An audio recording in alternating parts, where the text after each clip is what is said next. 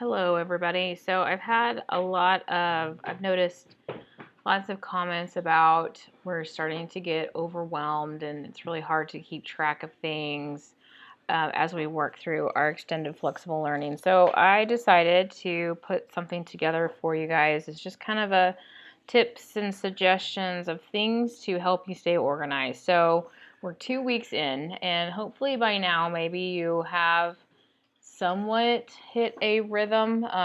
I know I feel like there'll be like 2 days where I feel like I've got some sort of a schedule rhythm, but then nothing else happens after that. So I want you to take a look at this. If you feel you're having issues, definitely pay attention. I have some suggestions for you. If you feel like you're doing okay, just read through it anyway because you might learn something new or find some improvement for you. So first of all, organizing your workspace. I end up moving to like 3 different places as we're working through things because we've got people having Zoom or Google Meets and they need a little bit more quiet or whatever. Okay, so you want to find a place where you can work where you don't have to be squinting or you're like working by candlelight. So you need to have some place that's well lit, and you guys know that, free of distractions. One of the most distracting things, and it's sitting right here next to me right now and it's still distracting me, is your phone. So put it in another room.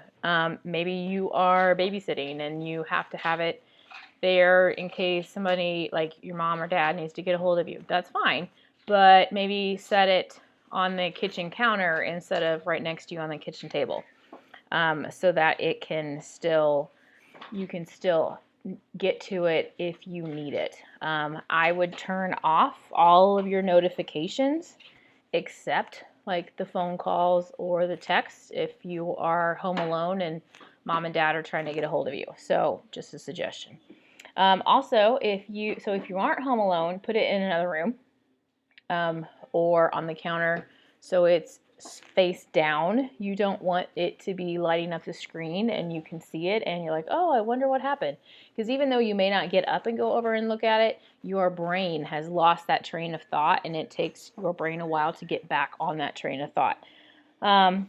So there's that for organizing your workspace. So now, how do you organize and keep track of all the work that you're going to do? So I know that every week you guys get, and I've bookmarked mine because I changed it, but you guys will have this, okay, our flexible learning grid, and you can go through and you can see everything that you need. Now, keep in mind, we do not have to have it updated for the entire week. We can update it day by day. And as we move through this, I will probably switch to updating it daily instead of for the week. See, there goes my phone. Shame on me. Okay, it's put away. So some of us are digital people. We like to do things on the computer, not like we like to do it because we get distracted and we'd rather play a game, but keeping track of papers is not our strong suit. And then there's some of you, myself included, that are paper pencil, especially when it comes to your to-do list. So there's several ideas here for you. Let's start with the digital ones first. I found this link that goes through, this is geared for teachers, but I really liked how they had screenshots to show you what to do. So number one, the assignment calendar that you can find in Google Classroom is super helpful. And so you can see it turns everything into a calendar. Now, here's the catch with this. This is only going to show up with things that are assignments. If it's an announcement, it's not going to automatically add it to the Google Calendar. The second thing that they have for you inside Google Classroom is the work area, and it tells you how to do this. You can look through all the work that you have to do. Now, here's the deal. If it says missing, then what that means is you didn't hit the turn in button, you didn't mark it as done, things like that. And it's going to be arranged by due dates. Okay, so that's something to keep in mind. Google Keep is another option. It's essentially a sticky note. It's a digital sticky note. You can access it on your Chromebook. You can access it on your phone. There is a iPhone and an Android app that you can get, so you can have that as well. Or you can make a copy of this chart, which is this one right here. I just made a chart. You could copy and paste from this for what you have to do. You could type it in as you go. I would not suggest making a copy of this and working off of this, because things will change from day to day. Like mine, yesterday at 11 o'clock in the morning, I realized that what I was having my 7th graders do was not working well. And so I needed to completely change things. So I changed things in the middle of the day. Sorry about that, 7th graders, but I think we made a better choice. So there's that. Paper pencil. You can make a list. Okay. I do this all the time. I have my notebook, my to-do notebook, and I've used the same one all year. And so you can see here this image. This is the list of things that I need to do for these 3 classes. So those of you can kind of see what's coming up. But I'll also have other things in there that just help me stay organized. You could also use your school agenda. So I stole my son's. Actually, he let me borrow. I didn't steal it. Your agenda, because it probably went home with you in your backpack. So you can use your agenda. It's already pretty much set up for you.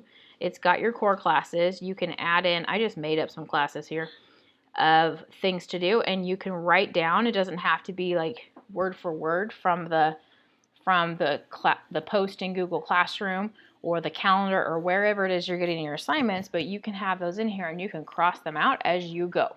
So there's that option. You could make your own chart. So you could make your own version of this on wherever it may be. Some people have used a whiteboard. I think that's a great idea. And just erase them off as they go. Some people will use this to plan out, okay, I got this assigned on Monday, but it's not due till Friday, so I'm going to work on it on Thursday. Hopefully it's not a big one. So there's that. So those are just some options, some things for you. Now, once you have everything written down, what you're going to want to do is prioritize your work. And it's not just prioritize, I'm going to do this one first and then I'm done. It's you think about how are you going to organize your day, organize your school day. Some students that I've talked to talk about they go through and they do their work in the same order of their school day. So they always start with first hour and they work through it that way. That's an organization strategy, and it works really well. And a lot of people do this. The other thing, I lost my spot here. So what you can also do is you can also, instead of working through things first through 7th hour, and maybe you do this within, so like in science class, if I've given you 3 things that I've asked you to do, and it doesn't matter the order that you do them in. Sometimes if the order matters, then this won't work. But if you have 3 things that you need to do, and you can do them in any certain order, do the easy ones first. Do the quick ones first. Gives you that sense of accomplishment. And you're like, okay, that's done. And you can cross it off and move on. The other thing you could and should do is work on larger assignments in smaller chunks. It could be maybe instead of spending 45 minutes straight working on something, work on something for 20 minutes, get up, walk around, go get a drink, I don't know, put your clothes away, whatever it is you need to do, and then get back to work. Actually, that's a really good strategy anyway. Don't sit for hours working on something, because not only is your butt going to go numb, but your mind is also going to go numb too.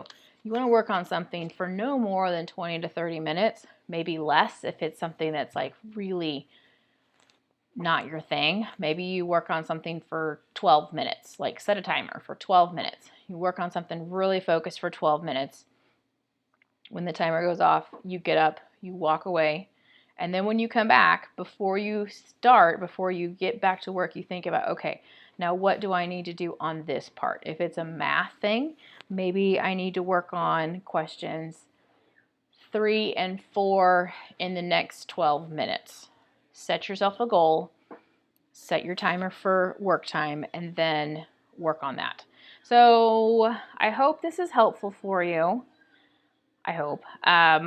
If you have any questions, let me know. These are not the only things that you can do, but it's just a few of the things that you can do. All right, I hope you guys have a great day, and I'll talk to you soon. Bye.